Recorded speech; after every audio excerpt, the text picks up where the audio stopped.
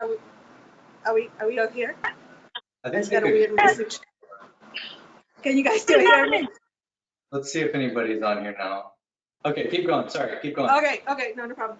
So I make a squiggly line and then I just kind of see what comes out of there. Usually I just kind of let it lead me in a way, which sounds totally like whatever, but I know you guys get it. I just kind of let it lead me to wherever it's going until it starts to come alive. So, but usually it has to do with a song. I'm usually listening to either one song or a genre of music that I'm just kind of immersed in. So it just comes from wanting to express whatever that is. So I try to capture emotions and movement. But a lot of it has to do with dancing and music, just because of my background. Yeah, I don't know if that answers sufficiently, but it's pretty organic, I guess, in that sense. And did you talk about at all where you studied art? Like maybe that? Yeah. Into your creative process? Well, the illustration stuff is pretty self-taught, and I think somebody asked earlier if this is something we've done our whole lives, and so far it seems like most artists have done it their whole life, so it was that kind of thing. I do have a background in advertising, and then I went to Miami Ad School for graphic design. So my background's more in graphic design. And I started drawing digitally just because I was already a designer and I was already on the computer, and I wanted to push Photoshop just while I was waiting for work.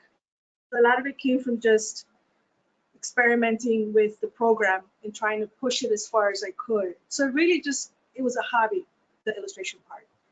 But then what happened is whenever I would go to job interviews, that's the part that would gain people's attention. And enough people would say, oh, what about this? That it got me thinking, oh, is there something to the illustration part? Because I used to always include it in my portfolio just as an add-on, like, oh, and by the way, I can do this. And then one time, one of my creative directors came to me and said, Kat, we noticed you keep going for all the illustration jobs. Maybe there's something here. Maybe you need to look into this as a full-time career. And I never had considered it before. So once I got to Hawaii, I kind of came with that mentality of I'm going to try anything and everything because nobody knows me here, and I can start over, and I can make a life for myself. And I just started going to galleries and presenting my work. Back when I didn't really have, any experience, so I was like, what do I have to lose, right? And it just kind of started off like that, like just put my stuff up on the wall and see what happens. And people at the time liked it, but yeah, illustration was never something that I thought I'd do seriously for a living, So yeah, so I had to learn a lot on my own, like as far as the actual techniques and everything. I've had, thank God for YouTube, thank God for all the other artists and resources, because I've had to teach myself a lot of not just the technicality of it, but the actual running of the business of it, which is a whole nother topic. Sure is. You guys know. Yeah. Yeah, I think that's important to always remember is like only the really resourceful people are able to make a business work as an artist. I mean, we're kind of wired in a creative mindset, and then we get an order and we're like, okay, well, how am I supposed to write an invoice or whatever? I mean, I did those years of YouTubing different things and trying to do, business tutorials and things like that. And yeah, it's just kind of a growing process all the time. You have to have that mindset of growing and adapting to it. Yeah.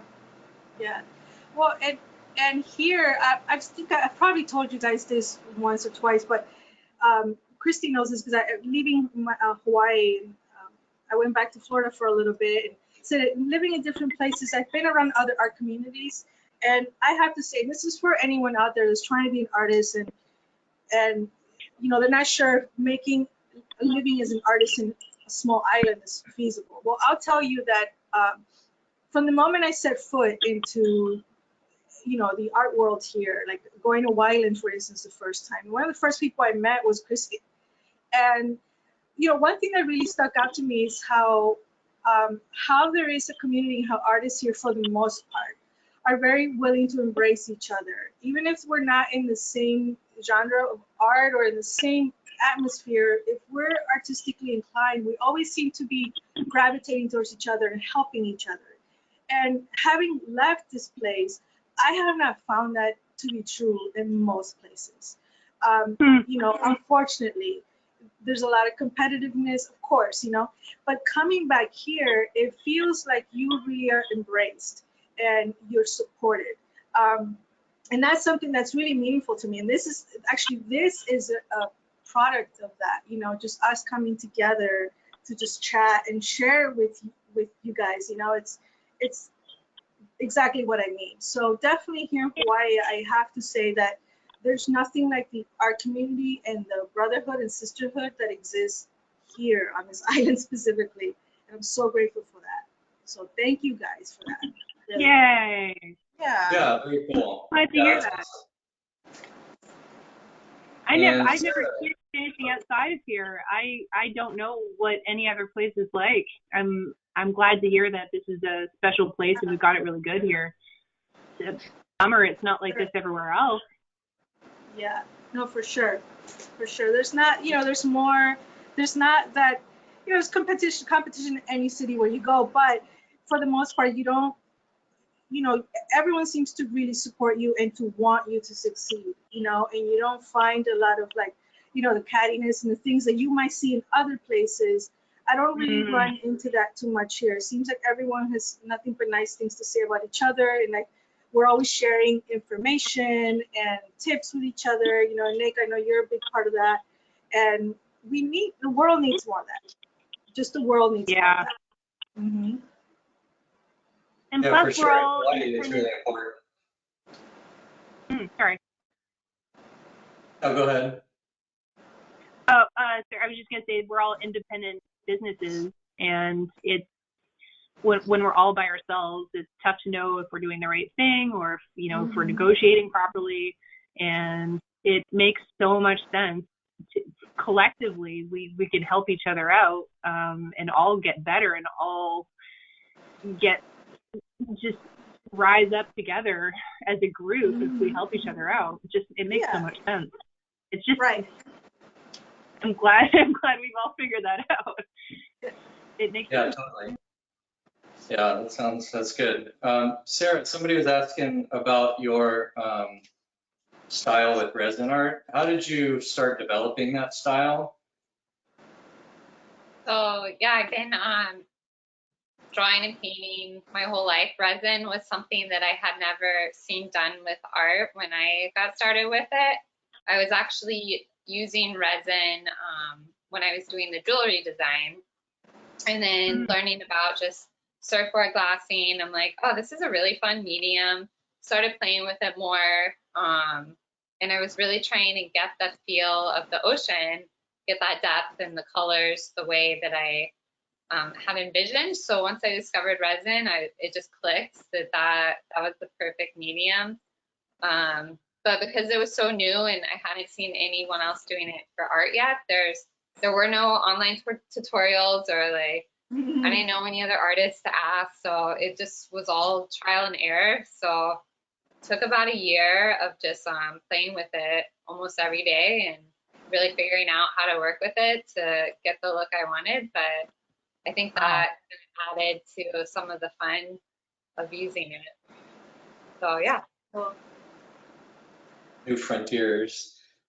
Yeah, I know we had a few people come in late because the video for some of the people wasn't working. Yeah, we were just talking about, I was making the comment how I've seen other resin art since you got started, and I feel like the craftsmanship is never at the level like when I look up close at yours, like it's just very polished and clean looking. And I don't know, I mean, I've glassed surfboards for a while off and on, and it's difficult, messy work. So kudos for getting that all dialed in.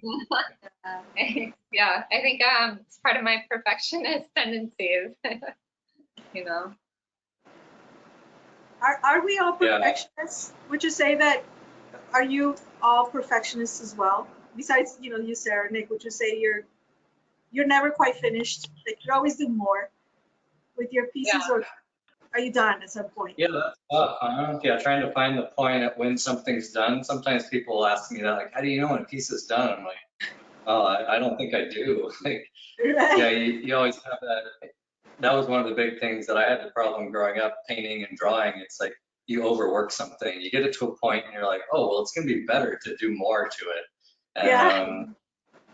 And I think maybe in college I learned a lot just because industrial design is, I mean, all the famous industrial designers are all those modern designers from the mid 1900s that, I mean, if something wasn't necessary for the design, like it was just stripped off. Like it's only things that are intended for the purpose of the design or what you're doing for composition or graphically. So I try to apply that a lot with my art of like, sure, like maybe on the surface it seems simple, but everything has a purpose and everything is very intentional.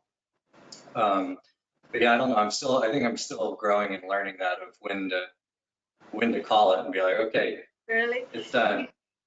You know what happens? You know what happens to me is I keep working and I go and I go and I go, and then a day later I'll come back and I'll remove stuff and say, oh God, I should have stopped 3 days ago.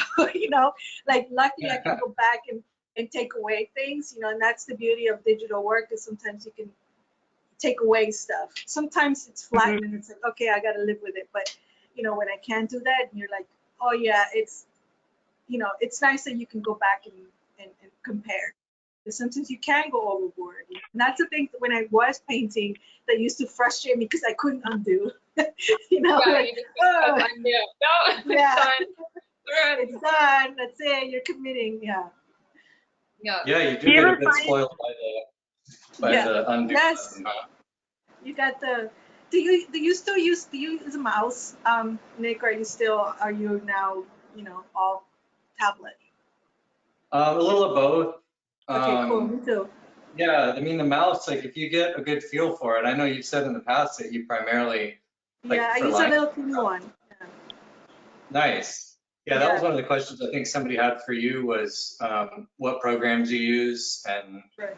yeah, maybe go into that. I know I use Yeah. Illustrator and Photoshop and Procreate a little bit, as well as like some acrylic work. So yeah, can you walk us through what Yeah. what Recently I've been working primarily just digitally. I used to just do analog and digital. I used to sketch and then do a base color wash or acrylic or whatever I had, and then finish the painting with either photos that I would take of textures and things. I would kind of overlay everything and color with them. And then now I discovered Procreate and iPad Pro, and I've just kind of been obsessed with that, and just because it's so much easier. And I've just been doing everything now on almost everything on there. I still at some point migrate everything to Photoshop. So I'm still working with Photoshop and Illustrator. But everything now is mostly digital. And yeah, I still collect textures of different things that I find with the fabrics or leaves or whatever, and I just try to use as much of like real texture that I can. You know, I'm painting with it in a sense. So I still like to have that organic, hand rendered feel to it. You know, yeah. And Yeah, then totally. we output everything in you know, canvas, Uclay or prints, and you know, you guys kind of know like how, you know, after that it gives us the freedom to put it on pretty much anything when it's already digital. You know, it gives us more flexibility. Yeah, and your work like always has such a layered effect, like just has such depth to it that you can just kind of sit there and study all the different layers that you've worked on. It's really, really awesome. Thank you. Yeah, I was just about to say the same thing. And I love your 3D ones too. It like takes it to the next level, Kat. They're so cool. Thank you so much. Yeah, very cool. Both of you guys have such an organic style. It's funny that you're both digital, like pretty much, mostly strictly digital, but like it doesn't feel like it. It looks so, it just has such a handmade quality to it. Yeah, thank you. No, I do, and I think that when I first started here in Hawaii, I found that some galleries didn't know what to do with that. They didn't know where I fit in. Yeah, if it was a bona fide, you know, art form or what, you know. So I remember at the beginning running into a lot of that. I mean, luckily everybody was very gracious about it, but I did run into like, okay, what is it type of thing? How do we sell this? You know, or what if the buyer says whatever? And I found that actually it doesn't matter. Like, it's what people feel. Like, people buy whatever they feel when they see your work. And Nick, I'm sure, I don't know if you've run into anything similar, but I definitely am happy to.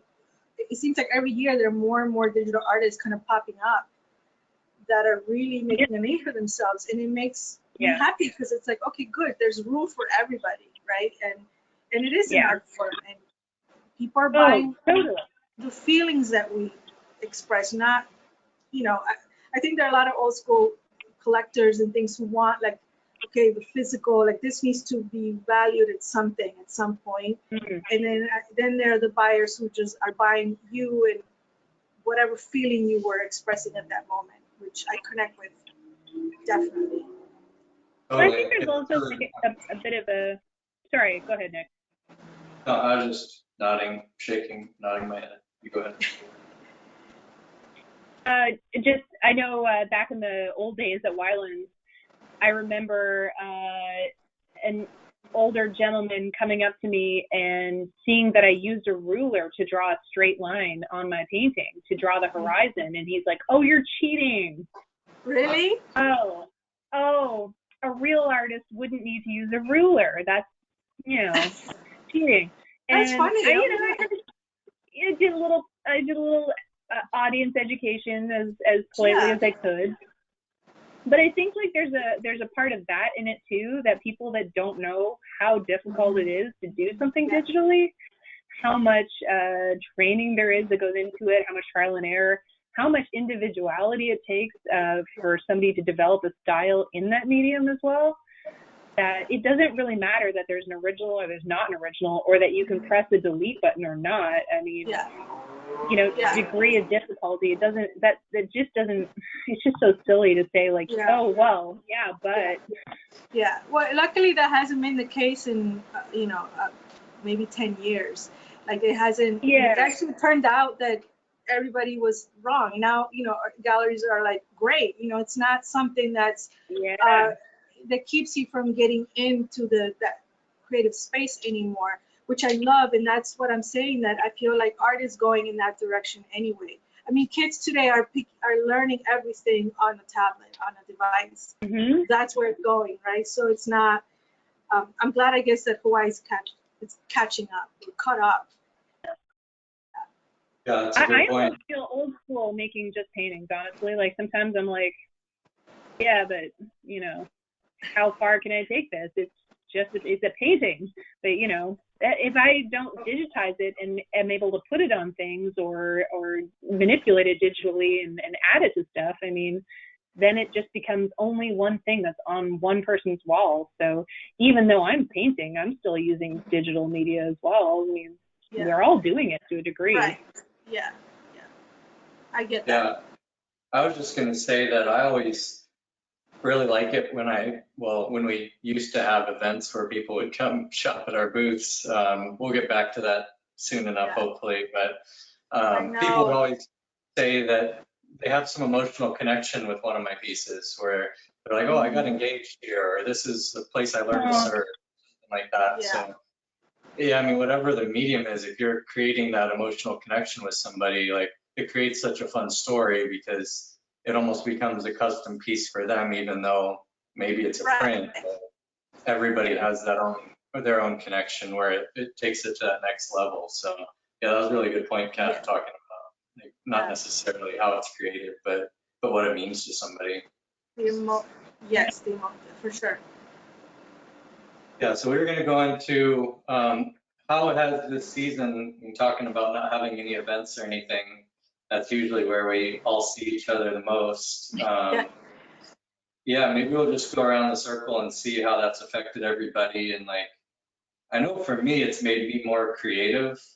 I don't have that day-to-day like static of having to go through as many emails or put on as many fires. So I feel like I've been able to go to the sketch table or the computer and be able to create more. Sarah, do you find that has been the case for you, or how is this? I think definitely a mix. Like, at first when this all started, it's a little bit harder for me because my studio is in like an office area, so I'm technically not supposed to be there. It's also a shared space with other artists, and I have assistants too. So kind of closing all of that down was super overwhelming, especially since we like literally had just opened it up like the month before. So Right. yeah, that was pretty like overwhelming, and I really didn't have the urge to create at all at first. I just wasn't feeling it. And then one day I just, those nights when you're just up all night, like with these new ideas and you can't sleep, like you just have to do them. So I realized like I don't need to, I can still paint, I can still do like other things, like even if it's not for my like business of part of art, like as long as I'm creating just for myself. And since then, it's almost kind of given me a freedom in a sense to explore different ideas and not feel as worried, like, will the galleries reject these? Will people buy them? Like, it doesn't really matter. I'm just creating just to create. And yeah, I'm having fun, like trying out some new ideas. So Cool. Yeah, since then. And you just had a bunch of originals that just sold, right? You had a bunch of small pieces that you put up for sale maybe like a week or two ago? Yeah, a few weeks ago, I did those back in January.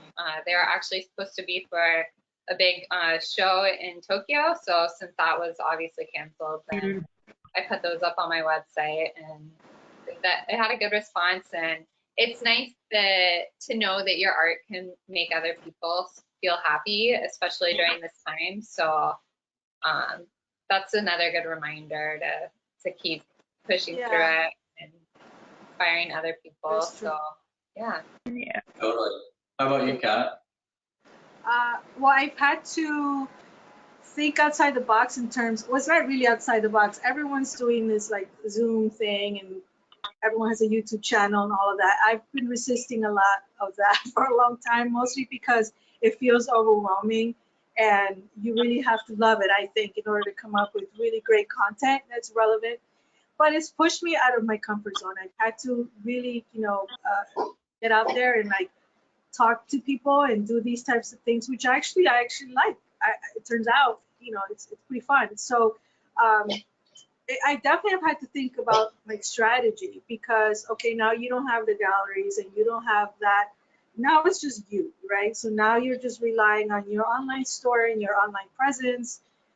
How do you break through the clutter and all of that? So yeah, I think we've had a lot of quiet to think about, all right, how do we reach out in a way where, the galleries are great, but, absent of them, okay, how do you have a presence that's just your own, and obviously a lot of it has to do with helping each other out and cross promoting. That's also been really great. And I've been trying new techniques. I've been trying to learn. I actually want to learn how to animate. That's kind of been my dream for a long time. Animation. So I've actually been trying to learn a little bit of that, and okay, reading. I've been reading a lot of like business stuff, and okay, once everything opens up, I want to be ready, But yeah, just trying to take this time to learn new things. That's really all we can do, right? It's like it's kind of in a way we kind of got. I don't want to say a gift because it's not a gift, but in a way we kind of got this pause. Life got put on pause, and we got a break to take up things that we wouldn't normally have time to do because we're so overworked, right? Especially when you're running your own business, you can find yourself not having any time to be truly creative. And, so I'm glad that this time has allowed me to do that. Yeah, for sure. And then Christie, I know that you've been making custom bonsai trees and taking care of your ducks. You got all kinds of things going on. A whole menagerie going on in my house. Yeah, how do you find the time to manage two businesses and take care of all the flora and fauna up in your part of the island? Well, yeah, I mean, it's easy when everything's on pause right now. Yeah, I don't know. It was weird when it happened. I kind of couldn't believe it at first. I think it was a slow realization. I don't know about you guys, but I was pretty convinced it was only gonna be like a month. like, oh, I can do this. It's like a month off. This is gonna be amazing. It was almost exactly what I would have loved. Things were getting so busy, scheduling wise, that it was like a secret wish of mine just to get off the Ferris wheel for like a couple of weeks. A month, hey, I'll take it. And I didn't expect it to be this long. So at first it seemed like a great idea, and it allowed me time to do things that I'd been really putting off. Like I moved into a new house in November, and I haven't had time to like paint some walls and do things like that. So Yeah. I've done a lot of housekeeping and things that have nothing to do with art whatsoever, but are very fulfilling. And anyway, those things got done, and I started doing my bonsais, and then I realized that this thing isn't going away anytime soon. So that was pretty painful for a couple of weeks, and I don't know, it was weird. Just one day I woke up and it wasn't so bad. It wasn't such a bad idea, and it was okay. Now's the time to start focusing on the creative side. Now that the business side has just taken a nosedive. Uh-oh, what is going on? I don't know, was that somebody's dog? Sorry, yeah, that's my dog. Really just That's got hilarious. way too high. Your dog is doing that. I thought we got hacked for a second. No, and my neighbor's using my hose. Hold on for a second. One of the other questions that one of the viewers asked was, have we been an artist our whole life, and what did we like drawing as kids? I'll give you guys a second to think about it. I know when I was growing up, it was just, I would build things, draw things, like whatever was available to me. I just had that, I don't know if it was just entrepreneurship or what it was, but I just always wanted to create. And a lot of times it was drawing and painting, but yeah, sometimes it was like building a really sweet cardboard fort, or things like that. I don't know if there's any way to have a vision and carry it out creatively. How about you guys? Sarah? Oh yeah, same with me really. Just always creating, and I think it's also just part of looking at the world a little bit differently than other people, and wanting to express that a little bit differently. It's been fun during quarantine. My mom has actually gone through all my like childhood drawings. Sending me okay. That sounds like a fun share. But it's so cool. Like, my little 5-year-old self was like, when I grow up, what do I want to be? And me as an artist. I'm like, wow, that's pretty awesome. That's really cool. You're lucky to have all that stuff from when you were a kid. It's so cool. Yeah. Well, for me, it was I feel like when you're an artist, it's not a question of how long you've been doing it, but how long have you been cognizant that you can do it, that you do this? Because I used to think that everyone drew until I realized, oh no, like this is something that this is an obsession. It's a little bit different.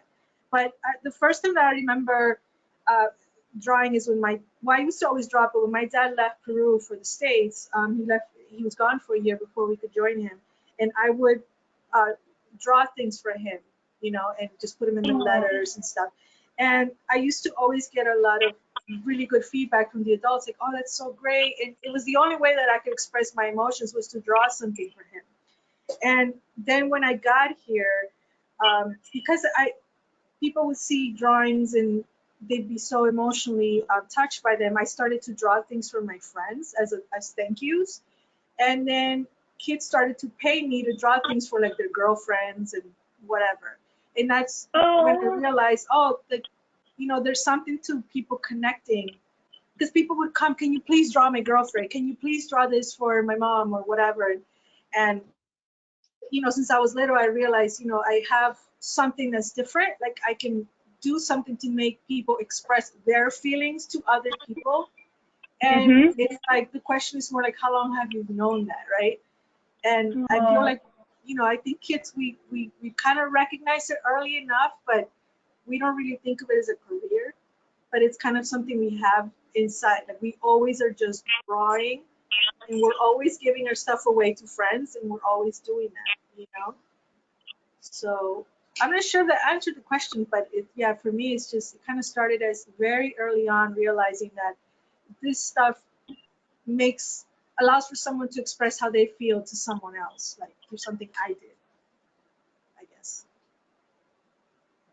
Yeah, that's good. Christy, I think you had stepped away, but one of the questions was, That's all how right. did you create art as a child, or were you an artist as a child, or those sort of things? Yeah. I mean, probably like everybody else. I think, you know, we give crayons to kids. I think every kid has crayons and tries drawing, and I think it's some Picasso quote that some of us just don't put the crayons down, something like that. Kind of feels like that.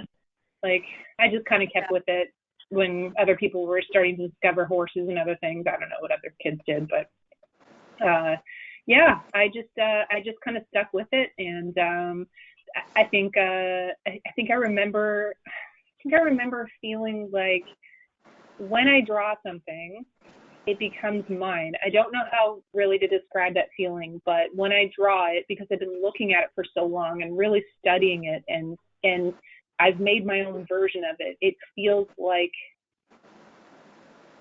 I own a piece of it, or there's a connection there or something. Does that make sense? Okay, I get it. Yep. Yeah. So you feel connected to that thing because of that, and there's something about that I really appreciated. So when you like something a lot, say like, you know, a boy in your class, or like a plant that you think is really beautiful, like whatever it is, when you draw it, it feels like it's getting something out of you while also giving you something. So I always loved that about art. And as I traveled, and this was like before Instagram, before we had camera phones. Sarah, sorry, like you probably won't remember this, but you know, traveling with, you know, their film cameras, you know, you had to really pick and choose your moments. And if you didn't have a camera with you, or if you were surfing, like you're not gonna bring your camera with you. So you try and take a mental snapshot of those moments and then recall them later. And that's really the only way you can remember something beautiful that happened to you. So it was sort of just my way of recording the moments of my life that I wanted to remember. So as I grew up, that's what it became for me, and we just kept doing it, I guess. Yeah, awesome. Yeah, that's really good. Very poetic. Very worded very well, Christy. That's unusual. Thank you. We did another question that kind of ties into that a little bit. Did you have an artist you followed growing up, or maybe a teacher that really inspired you? I know for me it was kind of random, but I had a high school physics teacher that knew about the industrial design program at Auburn that I went to, that Sarah and I went to, and he had visited there, and for some reason he had just had that thought in his head, like, hey, Nick would really like this. And so that was the only reason I heard of that program, and I ended up going and studying that. And I feel like that really gave me the groundwork for being an illustrator, being a business owner. And it was just, I don't know, very like divine thing that was in my path, because yeah, a physics teacher pointing that out and being like, hey, Nick would maybe like the industrial design program. So that's what it was for me. I don't know, do you guys have anything you can pinpoint, or is it just kind of a combination thing? Are you asking about like a specific person that would have influenced our direction? Maybe like a mentor, another artist you followed, a teacher, anything like that. Yeah. Well, in high school, I had a teacher. I was in the art program, and I just remember my teacher saying to me, Kat, you know, you're talented, but you don't believe in yourself. I remember that. Just, you don't have a lot of confidence in yourself, because I was very shy. And I was, you know, when you're artistic in high school, you're already kind of the awkward kid, right? Because you don't quite fit in. And I just remember her saying, just remember, you're talented enough. You just have to believe that. You know, don't. She said something to the effect like, don't shrink, like bloom, something to that effect, like bloom, something. Yeah. And at the time I was like, okay, you don't get me, you know, but now that I'm an adult, I'm like, yeah, I get what she was saying, you know, and I tried that voice. It's like a voice in my head, like just go for it, you know, you're good enough, or you're fine, you belong too, you know, that kind of thing. So yeah, definitely a teacher I had in high school, like the only teacher that really saw me, because other than that, most teachers were like, we don't give a crap. It was public school and whatever. But you know, once in a while you get one good teacher, right, who sees you for you. And I was lucky. Yeah, for sure. How about you, Sarah? You know, I think since I just never really even considered like art being an actual career path for me, I just always enjoyed it as a hobby. So my dog is going crazy. So yeah, I guess I don't really have a moment like that. People were always supportive of my art and liked it, but I don't know, kind of just always as a hobby. But then being in Hawaii and deciding to take that leap to go full time, it was funny because kind of similar as you, Kat, where, okay, sorry, I think Danny is listening to this on his phone and now it's echoing from the other room. I'll have to have him make an appearance and I'll see his mustache again.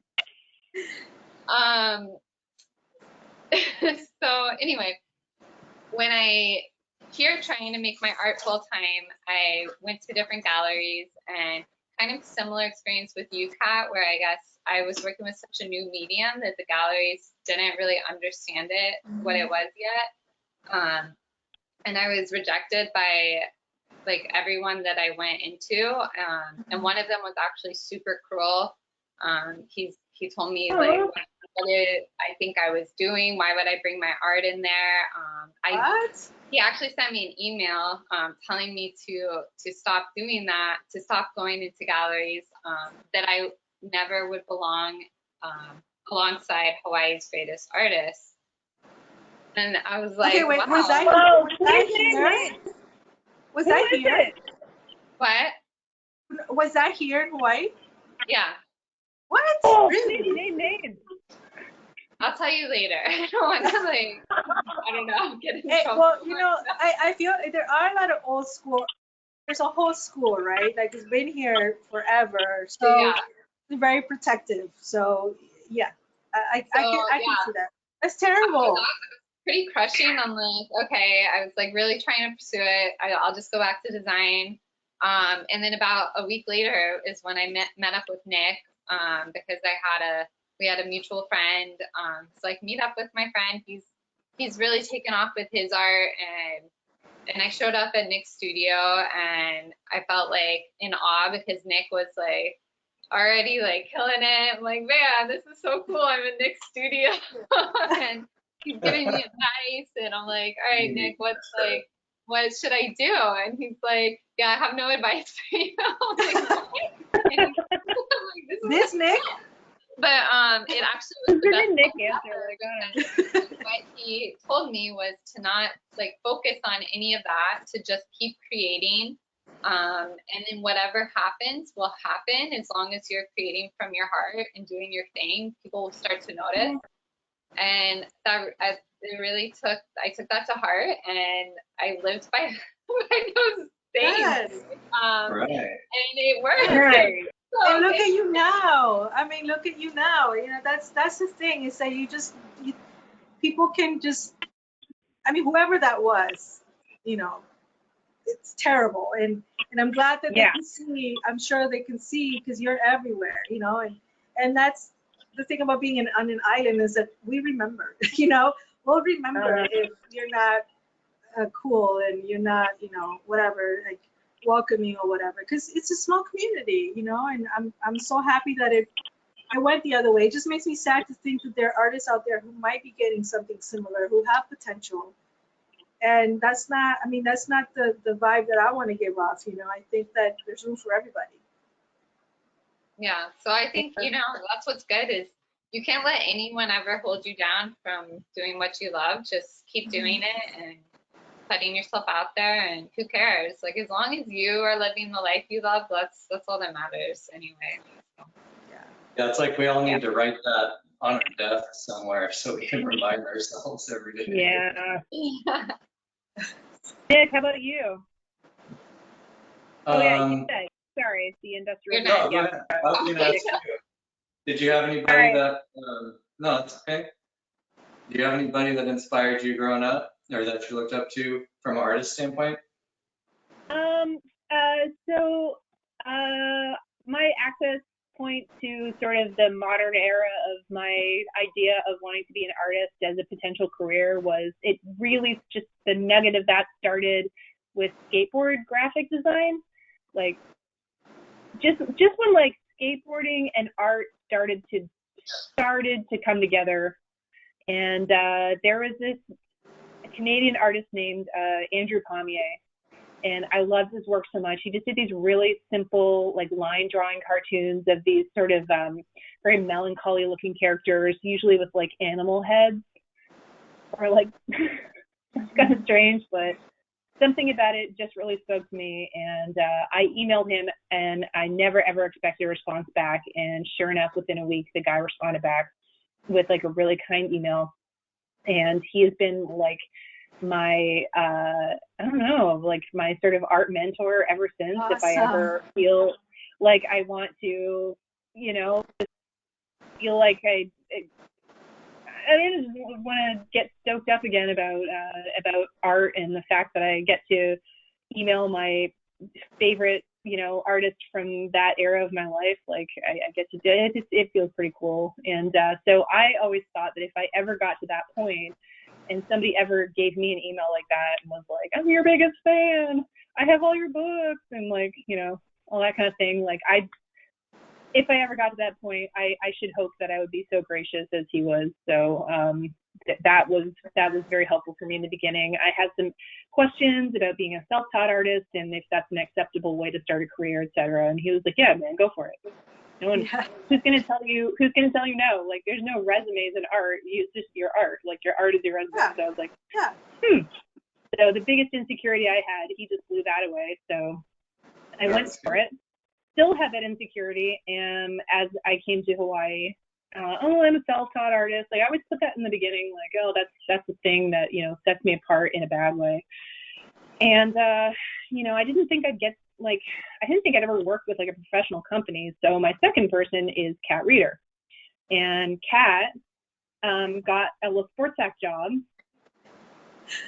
Kat, you're very familiar with this story, I know, but I still love it, and it's still inspiring. I still love that we're friends.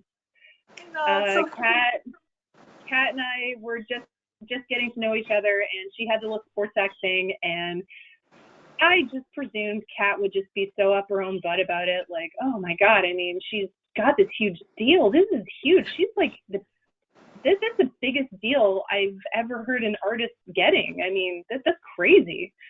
And we were just chit-chatting and talking. I feel like I remember us walking into Ala Moana Center at the time for some reason. This is where I've placed this conversation.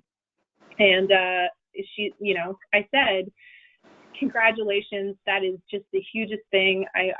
I'm so happy to find that you're actually a really nice person about it and that you're not up your own butt. And she's like, oh, okay, yeah, thanks. And I was like, that's so great. Like, I'd never expect anything like that to ever happen to me. And she was just like, whoa, this could totally happen to you. This is not in any way outside of the realm of possibility for you at all. Just continue doing what you're doing. And so thank you, Kat. Oh my gosh. It eventually happened like 5 years later, and I think it was like right. No, I think it was like it was like immediately after. I know it was like quick, because then right, it was like a couple years, and then it was yeah. 2 years later. But yeah, it happened eventually, and I didn't think it ever would. That felt like the moment in my career where I felt like I think I'm safe. I think I'm gonna be okay. You're gonna be okay. And, yeah, that's awesome. Yeah, you know, that kind of makes me think of another thing that I wanted to say about Hawaii is that we're lucky in that a lot of companies are willing to commission and collaborate with local artists, which again is not. Yeah. You don't see a lot of places, you know, and usually you have to go through corporate and like, you know, they're looking, you know, at the, you know, artists that are through agencies and all that. And here it seems to be a lot more organic in that, you know, they want to do business with you.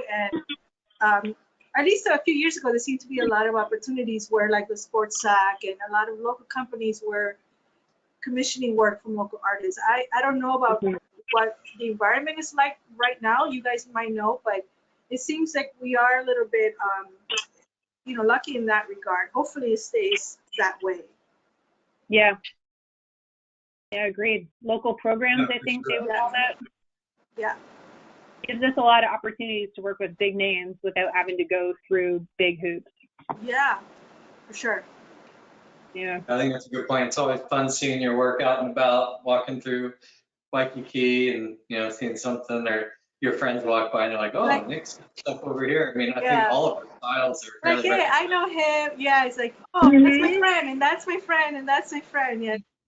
Yeah, it creates a sense of place. I feel like Yes. Hawaii is transitioning back towards that a bit, to where we have such unique things and such great community, iconic scenery, and the history and culture here, that we're starting to rely on that again and like really honor that. So it's pretty fun to see. And like, I don't know, for me, whenever I'm creating art, if I start with the narrative of what I'm trying to create, it seems like the process goes a lot easier than just kind of throwing darts at the wall kind of thing. Yeah. Christie, somebody that had bought a custom painting from you 12 years ago, Randall, is in the call, and he said to give you a shout out and loves the painting in his house. So just wanted to Love the share that. painting. Yeah, 12 years ago on their 30th anniversary trip to Oahu. So good work there. Wait, who is this for? Randall for Christie. Oh, Christy. Okay. Oh gosh, that'd be a Randall Sapphire. Randall and Sarah. Yeah. Hey guys. That's cool. Yeah, super awesome. Thanks for tuning in. They came to visit me in Canada. I came to visit them in Michigan. We've yeah. Oh wow. Cool. Nice to see you guys. Thanks for coming. Yeah, very cool. And then a couple of people commented how talented Sarah is, and they couldn't believe the story she was telling. So that's awesome. Thanks for supporting us. And yeah, we can maybe walk back through. I know some people joined late, so we could just do a real brief aloha from everybody, and then kind of walk through what our promotions were on our website real quick. I have a couple of sketches here too. So I put my email address on the chat window there. So if anybody wants to buy these, this is a wahine with the surfboard there. You can just send me an email. Those are $90 in the, I won't put them on the shelf yet. So just email me if you want them. And then this one with the couple riding the moped to the beach. So if you guys are interested in those, just email me at nick@nickkuchar.com. And I also have free shipping over $50 in the shop. And if you order anything this afternoon, I'll throw in a free pack of stickers. So for anybody that didn't hear that at the beginning. So yeah, thanks for coming by, everybody. And Sarah, if you want to share for yours as well. Yeah, thanks everyone for tuning in, and it was fun talking to you other guys too. My promo is a free set of postcards with every online order through this weekend.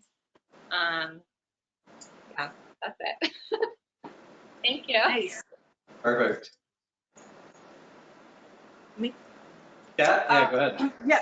So I'm having a 20% off all products on my online store, catreader.com, and you get a free 2020 calendar with purchase. While supplies last. I don't have that many left, so hurry. And I also have a new print called Aloha Heals, which I made as a fundraiser for Queen's COVID-19 emergency fund. So I am donating proceeds to that cause. So if you guys want to help me out, it's a really great print that you can give to someone who's a first responder or just you know, it's just kind of my version of Aloha in times like these. So I just want to make sure you guys go and, you know, make a purchase, or if you have any questions. I also do portraits. I've been doing a lot of custom portraits lately, and those have been really popular. So I definitely want to hear from you guys if there's, especially with all the holidays, the Mother's Day and all those coming up, if you guys have any ideas for custom portraits you would like to commission. So I love to hear from you. And my email is kat@catreeder.com. And that's it. Thank you. Christie? Okay, my website is shinstudio.com. Thank you, Nick, for posting that already. And I'm going to be doing buy one, get a free mystery bonus matted print with the order of a matted print. And all you have to do is write Pau Hana in the messages on your order, so I'll know that you were one of the guests today. And if you order anything else on the website, you'll get a free mystery gift, whether it's stickers or some cute little hand towels. And these are like smaller versions of the surfer towel, and they're super handy in the kitchen. So those are my giveaways. So it's gift with purchase for me on my website, and then the good people at Surfer Towel are doing a deal as well. 20% off on our print towels. So my print, Nick's prints, and Kat's. Sarah, we haven't got a print for you yet at Surfer Towel, but we should work on that. 20% off, and the coupon code is PauHana20, and I'm going to write that down in the messages right now. And there we go. So use that. It's the coupon code is available until Monday morning. Okay, cool. I'm going to retype that. I think it might have just sent to the 4 of us, but just in case. Oh, thank you. Yeah, thank you. Yeah, and then if you watch it, you'll get a survey afterwards via email. So we'd love to have your feedback of maybe any other artists you'd want to see on here, or if we should even do it again. Do you love it? Do you hate it? Is it somewhere in between? So just let us know. And yeah, we had fun. Anybody else have anything to share that we didn't? Not just, you know, this is our first time we're doing this together, the 4 of us. So, you know, we hope that we provided answers for you, and even if the questions after this, you know, because some of you may be new to some of our art, and if there are questions afterwards, we'd be happy to answer them either through Instagram or through private messages. And I'd like to do this again, and hopefully, get other artists out here. I would love to hear from artists as well, just even up and coming. Like, what are the barriers that you find are out there, and what are the things that you would like to learn, and you know, what is it like to try to break in right now? What's your experience? You know, I'd like to hear from you. That's a whole hour right there. Yeah, for sure. Yeah, totally. This flew by like an hour and a half, and I feel like we got to half of our questions. So maybe we'll do it again and get to the other half. But yeah, like Kat said, I'm free via Instagram or email if you want to continue chatting or have those questions. So yeah, thanks a lot for stopping by, and great to see you guys. Let's chat again. Nick, thank you so much, because you know, this was kind of an idea we had, but then you ran with it, and we really appreciate that, because you put a lot of work. Nick, and, you're all Yeah, thanks for like we were talking a week ago, and Kat was like, it'd be cool to have just like a virtual art show. So I don't know, maybe we'll expand it to that. We have a little more time to meet, but definitely, I think it would be cool to do some sort of actual, you know, maybe walk through or galleries or some sort of virtual show. And but yeah, you've been really good, Nick, at directing, you know, and hosting this. So thank you, because us artists can be very awkward. And I think, you know, this was good. So hopefully everyone enjoyed it, you know. All right, well, good to see you guys. We'll talk again soon. You too. Thank you. Aloha, everybody. Aloha. Bye.